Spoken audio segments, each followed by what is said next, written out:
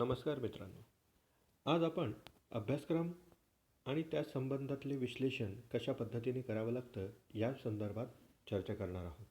आपण मगाशीच एक पोल घेतला आपल्या ग्रुपमध्ये. त्याच्यामध्ये बऱ्यापैकी लोकांनी सांगितलं की अभ्यासक्रमाचं विश्लेषणपासून आपण सुरुवात केली पाहिजे.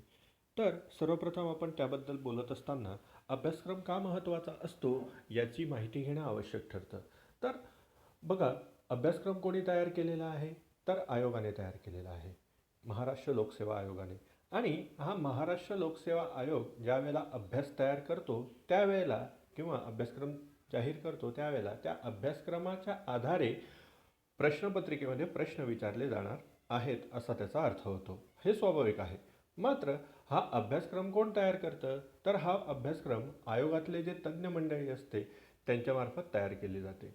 आणि या अभ्यासक्रमामध्ये समाविष्ट असणारे मुद्दे, या अभ्यासक्रमामध्ये समाविष्ट असणारे हे जे मुद्दे असतात त्यांची मांडणी अत्यंत क्रमवार आणि अभ्यासपूर्ण असते. म्हणजे त्याला एक स्वतःची क्रोनॉलॉजी असते, त्याचा एक विशिष्ट आराखडा असतो. येते लक्षात? मात्र बऱ्याचशा क्लासेसमध्ये किंवा कोणत्याही इन्स्टिट्यूशनमध्ये अभ्यासक्रमाशिवाय शिकवलं जातं. म्हणजे अभ्यासक्रमाचा आधार बऱ्याच वेळेला घेतला जात नाही. येतं लक्षात? आणि विद्यार्थ्यांना सहज सोयीस्कररित्या त्यापासून दूर ठेवलं जातं. आणि हे सर्वात मोठं धोकादायक आहे. कारण की जर तुम्हाला अभ्यासक्रमच माहीत नसला, आयोग कशावर प्रश्न विचारणार आहे हेच जर माहीत नसलं, तर तुम्ही कशा पद्धतीने परीक्षेला सामोरं जाणार आहात? एक पुस्तक उचललं, पहिल्या पानापासून शेवटच्या पानापर्यंत वाचलं तर अभ्यास झाला असा अर्थ नाही. आणि त्या पूर्ण पुस्तकामध्ये जर आयोगाच्या अभ्यासक्रमातले फक्त 2 ते 3 मुद्दे जर फक्त कव्हर झालेले असतील तर मग मात्र नुकसान हे विद्यार्थ्याचंच आहे. येत्या लक्षात? आणि ही क्लासेसवाली मंडळी जी आहेत ही स्वतः अभ्यासक्रम तर वापरत नाही, मात्र त्या क्रमानेही शिकवत नाही ज्या क्रमाने आयोगाने त्यांच्या अभ्यासक्रमामध्ये या मुद्द्यांची मांडणी केलेली आहे. त्यांच्या सवडीनुसार ते शिकवतात. पहिला मुद्दा शेवटी किंवा मध्यंतरी कुठेही ते कोणतीही क्रोनॉलॉजी या ठिकाणी पाळत नाही. आणि होतं काय की विद्यार्थ्यांची लिंक त्या ठिकाणी लागत नाही. आणि विद्यार्थ्यांची लिंक न लागल्यामुळे त्यांना तो मुद्दा क्लिअर होत नाही, विद्यार्थी भरकटतात. हा माझा स्वतःचा शिकवतानाचा आजपर्यंतचा अनुभव राहिलेला आहे. आणि तुम्ही माझ्या कोणत्याही भूतकाळातल्या विद्यार्थ्याला विचारा, मी अभ्यासक्रमाशिवाय आजपर्यंत तरी कुठंही शिकवलेलं नाही. असो, मात्र त्यानंतर पुढचा मुद्दा आहे तो अभ्यासक्रमाचं महत्त्व समजल्यानंतर, तो म्हणजे अभ्यासक्रमाचं विश्लेषण.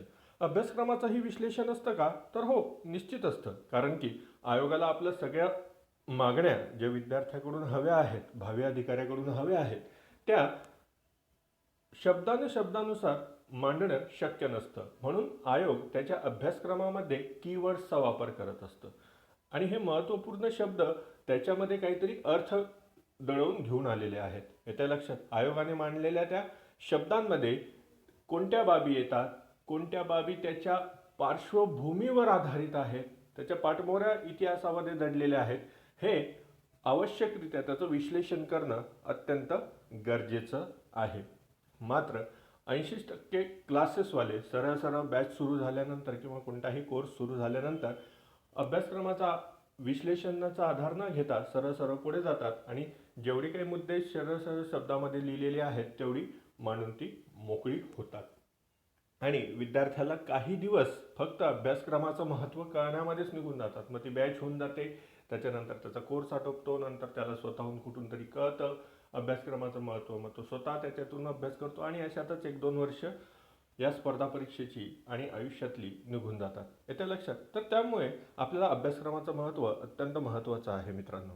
आता सर्वप्रथम आज मी तुमच्याशी चर्चा करणार आहे ती म्हणजे आपला महत्त्वाचा विषय भारतीय राज्यघटनेचा अभ्यासक्रमाचं विश्लेषणाचा एक मी तुम्हाला डेमो देणार आहे. मी प्रत्येक अभ्यासक्रमाचं विश्लेषण करू शकणार नाही कारण की हा क्लास नाही आहे. मी फक्त तुम्हाला एक मार्गदर्शन म्हणून हा ग्रुप चालवतो आहे फ्री ऑफ कॉस्ट, किंवा जे काही माझ्याकडून शक्य आहे ते मुद्दे मी तुम्हाला याद्वारे देणार आहे. येत्या लक्षात? तर आज एक डेमो म्हणून आपण काय येणार आहोत, भारतीय राज्यघटनेचा आपल्या स्पर्धा परीक्षेमध्ये असणारा संबंध कशा पद्धतीने आहे आणि आयोगाने तो कसा मेन्शन केला आणि त्याच्या पाठीमागे काय दडलेलं आहे.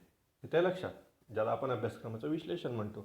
तर बघा, तुमच्या स्क्रीनवर दिलेलं आहे. येत्या लक्षात? तुमच्या स्क्रीनवर आहे महाराष्ट्र दुय्यम सेवा गट ब पूर्व परीक्षाचा अभ्यासक्रम. येतं लक्षात? पूर्वपरीक्षा 100 गुणांची असते, ती सर्वांना माहिती आहे. 100 प्रश्न 100 गुणांसाठी, म्हणजे एक प्रश्न 1 गुणांसाठी असतो. हा त्याचा पूर्वपरीक्षेचा 7 पॉईंटमध्ये दिलेला अभ्यासक्रम आहे. येतं लक्षात? मग हा ज्या वेळेला तुमच्याकडे अभ्यासक्रम आहे त्यावेळेला तुम्हाला हा जो 2 क्रमांकाचा मुद्दा आहे, नागरिक शास्त्र, येतं लक्षात? काय म्हटलेलं आहे या ठिकाणी? नागरिक शास्त्र म्हटलेलं आहे. आता हे जे नागरिक शास्त्र आहे, या नागरिक शास्त्रामध्ये कोणकोणतं आहे? तर भारताच्या घटनेचा प्राथमिक अभ्यास. येतं लक्षात? काय म्हटलेलं आहे? भारताच्या घटनेचा प्राथमिक अभ्यास त्या ठिकाणी आपल्याला मेन्शन केलेला आहे. आता हा भारताच्या राज्यघटनेचा अभ्यास ज्या वेळेला आपल्याला मेन्शन केलेला दिसतो त्यावेळेला पुढेच शब्द दिसतो तो म्हणजे राज्य व्यवस्थापन आणि कंसामध्ये प्रशासन आणि नंतर आहे ग्राम व्यवस्थापन. येतं लक्षात? तर हा कोणाचा मुद्दा आहे? तर हा आहे ग्रुप बी ची जी परीक्षा आहे. येतं लक्षात? ग्रुप बी ची जी परीक्षा आहे त्या परीक्षेच्या संदर्भातला हा मुद्दा आहे. येतं लक्षात? ज्या वेळेला आपल्याला हे बघावं लागतं की याच्या व्यतिरिक्त आणखी काही त्यामध्ये दडलेलं आहे का, तर निश्चित, कारण की प्रत्येक शेवटच्या 2 शब्दांमध्ये प्रशासन हा शब्द आलेला आहे. येतं लक्षात? प्रत्येक शेवटच्या याच्यामध्ये कोणता शब्द आलेला आहे? प्रशासन हा शब्द आलेला आहे. प्रशासन म्हणजे काय? ॲडमिनिस्ट्रेशन. येतं लक्षात? ॲडमिनिस्ट्रेशनचा संबंधातले प्रश्न आयोग आपल्याला विचारेल, हा त्यामागचा अर्थ या ठिकाणी स्पष्ट होतो. कुठला बद्दल बोलतोय? ग्रुप बीच्या राज्यघटनेच्या आणि राज्यघटनेच्या नागरिकशास्त्र या भागासंदर्भात आपण बोलत आहोत, कारण की आयोगाने तो स्पष्ट त्या ठिकाणी मेन्शन केलेला आहे. ठीक आहे. आता आहे राज्यसेवा पूर्व परीक्षेचा अभ्यासक्रम.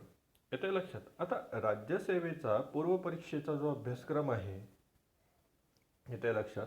हा अभ्यासक्रमाचा ज्या वेळेला आपण विचार करतो त्यावेळेला आपल्याला मूलतः बघावं लागतं की पॉईंट नंबर 4 जो आहे, येतं लक्षात?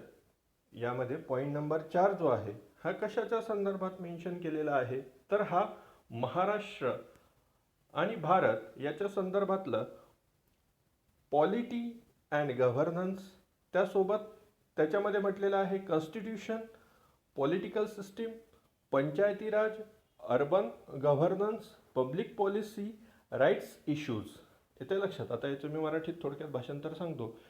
महाराष्ट्र आणि भारत, त्यानंतर पुढे म्हणताय आयोग राज्य घटना किंवा राज्यशास्त्र आणि प्रशासन. येतं लक्षात? आणि पुढे डॅश करून म्हणतं कॉन्स्टिट्यूशन म्हणजे राज्यघटना, पॉलिटिकल सिस्टीम म्हणजे राज्यव्यवस्था, Panchayati Raj as you know, urban governance शहरी प्रशासन, पब्लिक पॉलिसी लोकधोरण. येत्या लक्षात? राईट्स इश्यू हक्कांविषयीचे महत्त्वाचे मुद्दे किंवा घटना आणि इत्यादी.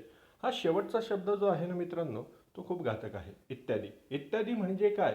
तर या प्रमुख घटकाच्या संदर्भात म्हणजे पॉलिटी आणि गव्हर्नन्सच्या संदर्भात जे काही महत्त्वाचे इतर मुद्दे आहेत ते देखील या अभ्यासक्रमाच्या मुद्दा क्रमांक 4 मध्ये कव्हर होतात.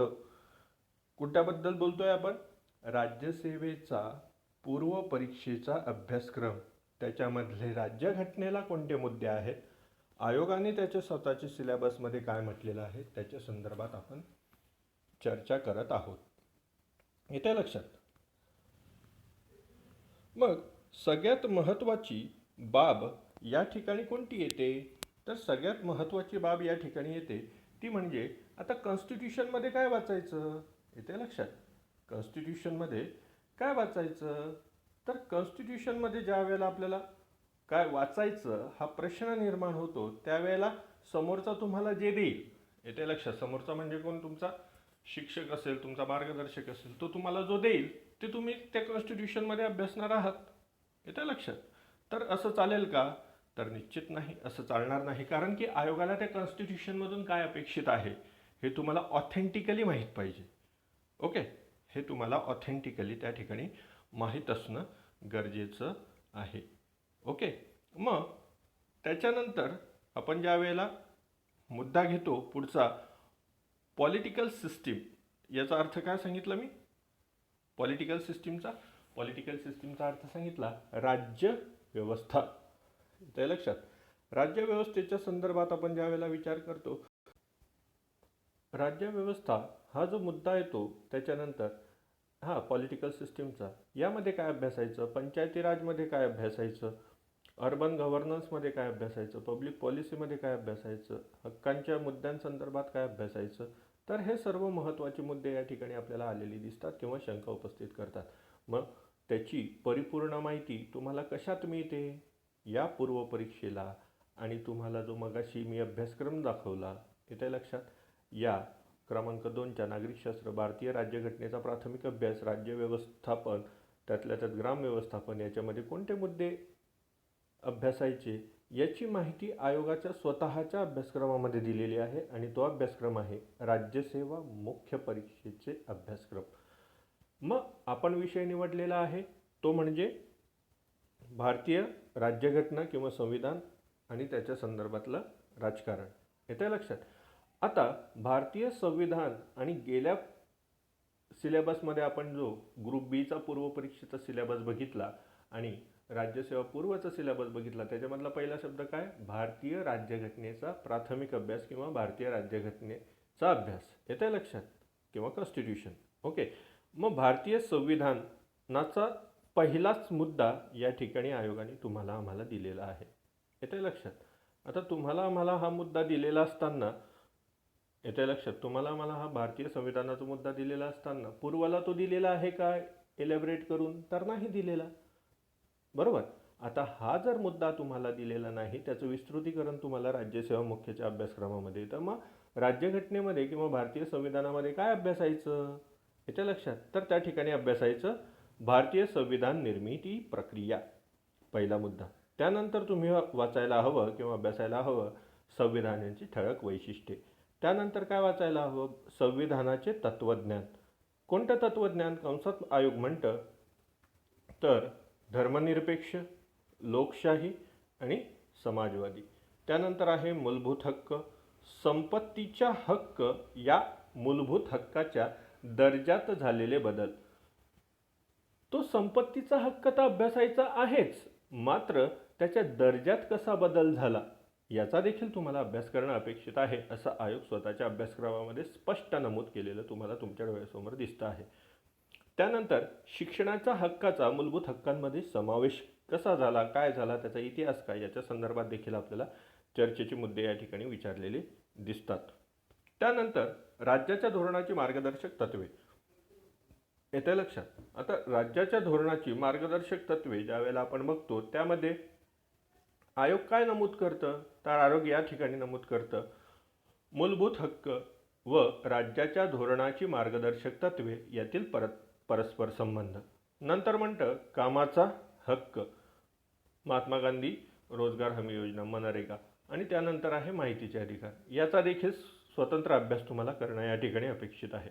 मग काय आहे, तर स्वतंत्र न्यायव्यवस्था आहे, घटना दुरुस्तीची प्रक्रिया आणि भारतीय संविधानातील आजवरच्या प्रमुख घटना दुरुस्त्या. ओके. घटना दुरुस्ती प्रक्रिया आणि संविधानातील आजपर्यंतच्या प्रमुख घटना दुरुस्त्या. त्याच्यानंतर आहे न्यायालयीन पुनर्विलोकन आणि घटनेच्या मूलभूत वैशिष्ट्यांचा सिद्धांत, कंसामध्ये केशवानंद भारती, मनेका विरुद्ध महाराष्ट्र राज्य आणि मिनोराव मिल खटले. हे देखील या ठिकाणी आयोगाने नमूद केलेले आपल्याला दिसतात. सोबतच तुम्हाला आम्हाला अगदी महत्त्वाची बाब या ठिकाणी बघणं अपेक्षित आहे, ते म्हणजे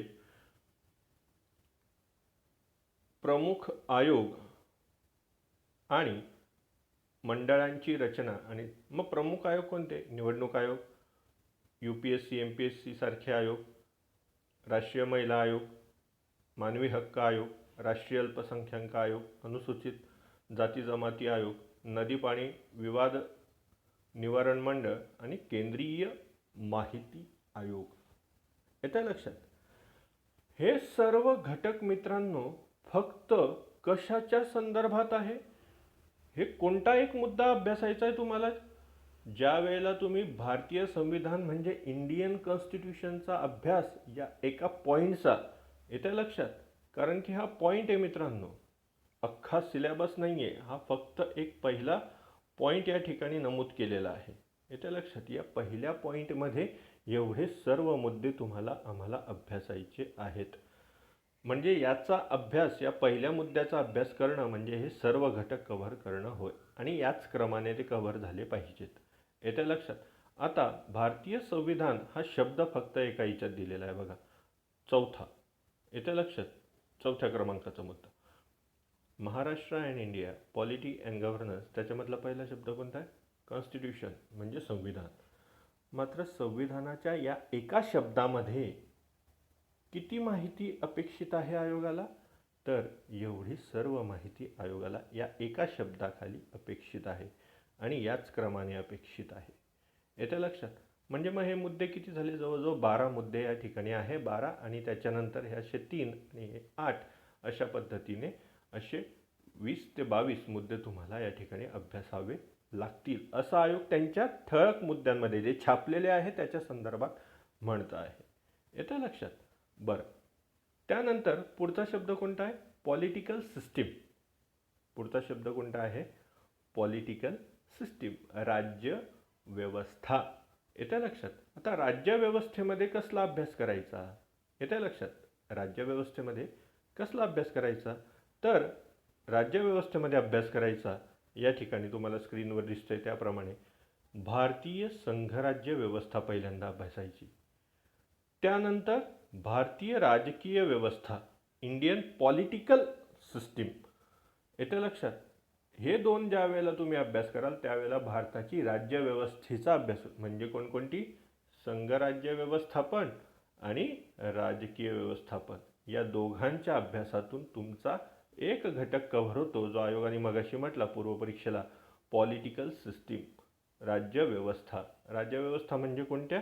या दोघी व्यवस्था सायमल्टेनियसली तुमचा माझा अभ्यास झाला पाहिजे, भारतीय संघराज्य व्यवस्था आणि भारतीय राजकीय व्यवस्था. आता राजकीय व्यवस्थेमध्ये आणखी उपघटक आहेत, ते म्हणजे सांघिक कार्यकारी मंडळ आहे, येतं लक्षात, एक्झिक्युटिव्ह ज्याला आपण म्हणतो. त्याच्यानंतर लेजिस्लेटिव्ह आहे, कायदे मंडळ आहे, आणि त्याच्यानंतर न्यायमंडळ आहे किंवा न्यायपालिका आहे. हे 3 घटक राजकीय व्यवस्थेमध्ये येतात. येतं लक्षात. कोणकोणते मुद्दे येतात मित्रांनो या ठिकाणी? तर या ठिकाणी तुमचे आमचे महत्त्वाचे मुद्दे येतात, ते म्हणजे एक्झिक्युटिव्ह. येतं लक्षात. एक्झिक्युटिव्ह येतं लक्षात. त्याच्यानंतर येतात लेजिस्लेटिव्ह. येतं लक्षात. आणि लेजिस्लेटिव्ह नंतर येतात तुमची ज्युडिशियरी. येतं लक्षात. हे मुद्दे तुमचे या ठिकाणी आलेले आहेत किंवा आहेत अभ्यासाला. बरं, कोणता शब्द होता फक्त? Political system. पॉलिटिकल सिस्टीममध्ये किती घटक? तर एवढे सारे घटक तुम्हाला अभ्यासायचे आहेत. मग भारतीय संघराज्य व्यवस्था अभ्यासाताना कोणते मुद्दे? तर हे सर्व मुद्दे त्या ठिकाणी आलेत. कोणते? कायदेविषयक विषयांचे वाटप, संघसूची, राज्यसूची, समवर्ती सूची, अवशेषाधिकार. कलम 370 रद्दबातल. त्याच्यामध्ये आयोग स्वतः म्हणतं की कलम 371 आणि असममितीय, असिमेट्रिकल संघराज्य व्यवस्था. त्याच्यानंतर राज्याची भाषावार पुनर्रचना. त्यानंतर प्रादेशिक असमतोलाचा मुद्दा आणि नव राज्यांची निर्मिती. केंद्र राज्य संबंध, प्रशासकीय, कार्यकारी आणि वित्तीय संबंध. त्याच्यानंतर राज्यातील संबंध, आंतरराज्य परिषदा, विभागीय परिषदा, नीती आयोग आणि सरकारी आयोगाच्या शिफारसी. हे सर्व फक्त एका याच्यात आहे. कशात आहे? भारतीय संघराज्य व्यवस्था. त्यानंतर पुढचा मुद्दा कोणता येतो? तर त्या ठिकाणी पुढचा मुद्दा येतो तो म्हणजे भारतीय राजकीय व्यवस्थेमध्ये भारतीय संघराज्याचे स्वरूप. येते लक्षात. व्यवस्था वेगळी, त्याचं स्वरूप कसं आहे हे या ठिकाणी अभ्यासायचं आहे. त्याच्यानंतर संघराज्य व राज्य विधिमंडळ, कार्यकारी मंडळ, न्यायमंडळ. मगाशी मी ते तुम्हाला सांगितलं, एक्झिक्युटिव्ह, लेजिस्लेटिव्ह आणि ज्युडिशियरी हे 3 घटक. त्याच्यानंतर केंद्र राज्य संबंध. आता केंद्र राज्य संबंधांमध्ये कोणते घटक? कार्यकारी व वित्तीय संबंध, वैधानिक अधिकार आणि विषयांचे वाटप. आता हे मुद्दे ज्या वेळेला तुम्ही बारकाईने अभ्यासतात, आता हे आयोगाने दिलेले आहे मित्रांनो. येतं लक्षात. हे आयोगाने तुमच्यासमोर मांडलेले आहेत. आता मी ज्याला विश्लेषण म्हणतो ते म्हणजे काय? आता बघा, कॉन्स्टिट्यूशन हा एक शब्द फक्त पूर्वदा दिलेला आहे, मात्र पूर्वला किती अभ्यास अपेक्षित आहे त्या एका शब्दातून? तर एवढा मोठा सर्व अभ्यास या भारतीय संविधानाच्या खाली जितके सब पॉईंट्स आणि पॉईंट दिलेले आहेत तेवढं त्या एका शब्दाखाली आयोगाने तुम्ही विद्यार्थ्यांनी अभ्यास करणं अपेक्षित आहे. ठीक आहे.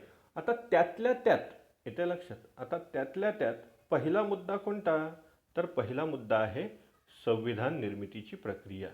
येते लक्षात, पहिला शब्द कोणता आहे, संविधान. आता संविधान निर्मितीच्या प्रक्रियेमध्ये कोणती प्रक्रिया अभ्यासायची, तर त्याचं हिडन आहे, हेच मला तुम्हाला सांगायचं आहे. तर त्याच्यामध्ये दडलंय काय, तर त्याच्यामध्ये आहे ब्रिटिशकालीन कायदे अभ्यासायचे आहेत, त्याच्यामध्ये त्रिमंत्री योजना, राजाजी योजना, वेव्हेल योजना, माउंटबॅटन योजना या योजना अभ्यासायच्या आहेत. त्याच्यानंतर घटनासभेच्या निवडणुका कशा झाल्यात, त्याचं प्रतिनिधित्व किती लोकांमागे होतं, संस्थानांमध्ये निवडणुका झाल्यात की नाही झाल्यात, त्याची सदस्य नेमण्याची पद्धत कशी होती, ब्रिटिशांचं ज्या ठिकाणी राज्य होतं तिथून कसे निवडून आले, जिथं प्रांतिक सरकार होतं त्या ठिकाणावरून कसे निवडून आले, प्रातिनिधिक स्वरूपात मतदान झालं म्हणजे नेमकं कसं झालं, या सर्व गोष्टी या घटना सभेच्या निवडणुकांमध्ये होतात. पुढे आहे घटनासभेची निर्मिती कशी झाली, येत्या लक्षात. त्याच्यानंतर घटनासभेच्या बैठका कशा झाल्या, त्या घटनेचं वाचन अंतिम 3 टप्प्यांमध्ये कसं, प्रथम वाचन, द्वितीय वाचन, तृतीय आणि अंतिम मंजुरी. 26 नोव्हेंबर 1949ला आपण संविधान दिन साजरा करतो, त्या दिवशी घटनासभेने ती स्वीकारली. त्याच्यानंतर 26 जानेवारी 1950 पासून ती भारतभर लागू झाली, भारत गणराज्य झालं. येतं लक्षात. म्हणजे बघा मित्रांनो, विश्लेषण म्हणजे काय, एक शब्द कॉन्स्टिट्यूशन फक्त पूर्वाला दिलेला आहे, मात्र अपेक्षित काय आहे, एवढे सर्व मुद्दे. एवढे सर्व मुद्देच का फक्त, तर नाही, त्यातला एक मुद्दा आणि त्याच्यामध्ये असे ब्रिटिशकालीन कायदे, त्रिमंत्री राजाजी सारख्या योजना, घटनासभेच्या निवडणुका, अशा प्रकारचा अभ्यास विद्यार्थ्याने क्रमाने करणं अपेक्षित आहे. ज्या वेळेला तुम्हाला कोणी शिकवतं किंवा तुम्ही स्वतः अभ्यास करतात त्यावेळेला, ज्यावेळेला सिलेबस तुमच्या डोळ्यासमोर असतो त्यावेळेला तुम्ही कशापासून सुरुवात केली पाहिजे, ब्रिटिशकालीन कायदे. आता मला जर तुम्ही विचाराल की सर मग ब्रिटिशकालीन कायद्यांमध्ये कसा अभ्यास करायचा, तर त्यातही बरेचसे भाग आहेत. येते लक्षात. उदाहरणार्थ ब्रिटिशकालीन कायदे, सर्वात प्रथम 1773चा रेग्युलेटिंग ॲक्ट, इथून सुरुवात करावी लागेल. मग 1773चा रेग्युलेटिंग ॲक्टपासून कुठपर्यंत अभ्यास करावा लागेल, 1813पर्यंत. येते लक्षात. मग 1813 ते 1858, येते लक्षात. 1858चा राणीचा जाहीरनामा, येते लक्षात. आता 1858चा राणीचा जाहीरनामा झाला की त्याच्यानंतर 1909, 1919, येते लक्षात. आणि त्याच्यानंतर 1935चा भारत सरकारचा कायदा सॉरी, येते लक्षात. हे कायदे अभ्यासायचे.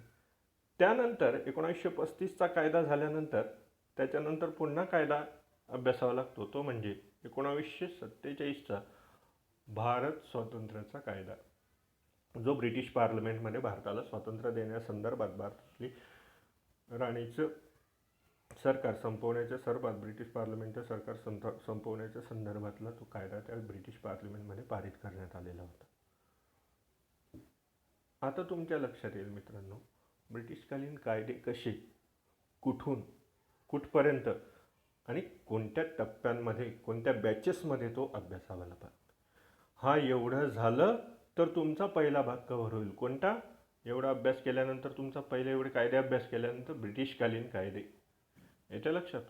कोणता पार्ट कव्हर होईल, ब्रिटिशकालीन कायदे. एवढ्यामध्ये एवढे कायदे आणि प्रत्येक कायद्यामध्ये कसल्या कसल्या तरतुदी होत्या, काय झाला, काय बदल झाला, कोणते अधिकार दिले गेले, कोणते अधिकार काढून घेतले गेले, कोण होतं, कोण अधिकारी होतं, कोण भारतीयांनी तिच्या ठिकाणी बाजू मांडली, हे वेगवेगळं त्या ठिकाणी अभ्यासायचं. आणि मला एक परीक्षा दाखवून द्या मित्रांनो की ब्रिटिशकालीन कायद्यांवर प्रश्न आयोगाने विचारलेला नाही. प्रत्येक परीक्षेला, पूर्वला म्हणा, मुख्यला म्हणा, आयोगाने या कायद्यांवर प्रश्न विचारलेले आहेत. मग ज्याचा हा अभ्यासक्रमाचा विश्लेषणाचा भाग कन्फर्म असेल, पक्का असेल, त्याने तो केलेला असेल किंवा त्याला कोणी ते सांगितलेलं असेल, तर तो विद्यार्थी अशा पद्धतीने अभ्यास करून निश्चित यश प्राप्त करू शकतो. याबद्दल तीळ मात्र शंका नाही. अभ्यासक्रम महत्त्वाचा आहे, अभ्यासक्रमाचं विश्लेषण महत्त्वाचं आहे आणि अभ्यासक्रमाच्या विश्लेषणातून त्यातून निघणारे मुद्दे, त्याच्यानुसार त्याचं जे योग्य पुस्तकातून त्याला मार्ग मिळतो तिथून ते वाचून त्याच्या नोट्स काढून आपण अभ्यास करणं अपेक्षित आहे आणि ते अत्यंत गरजेचं आहे. आणि असा जर तुम्ही ठराविक पद्धतीने आणि ठराविक स्ट्रॅटर्जीने अभ्यास केला तर एका वर्षात तुम्हाला पोस्ट काढणं कठीण नाही. मात्र हे सगळं कसं होतं, हे सगळं भरकटवलं जातं. येतं लक्षात? अभ्यासक्रम सांगितला जात नाही, अभ्यासक्रम सांगितला तर त्याची पुरेशी विश्लेषणं तुमच्यासमोर मांडली जात नाही आणि विश्लेषणं मांडली न गेल्यामुळे त्याच्यामध्ये हिडन काय आहे, हा प्रश्न कसा आला, हे तर आम्हाला शिकवलंच नाही, हे तर मी वाचलंच नाही, असे असंख्य एक्सक्युजेस आपण स्वतःच्या अपयशाला पळवाटा देत असतो. येते लक्षात? त्याच्यामुळे अभ्यासक्रम आणि अभ्यासक्रमाचं विश्लेषण अत्यंत महत्त्वाचं आहे. ते गांभीर्यपूर्वक घ्यावं. काही अडचण असल्यास ग्रुपला टाका, निश्चित आपण त्या संदर्भात बोलूया. ठीक आहे? आजचा हा डेमो लेक्चर कसा वाटला निश्चित प्रतिक्रिया सांगा. धन्यवाद.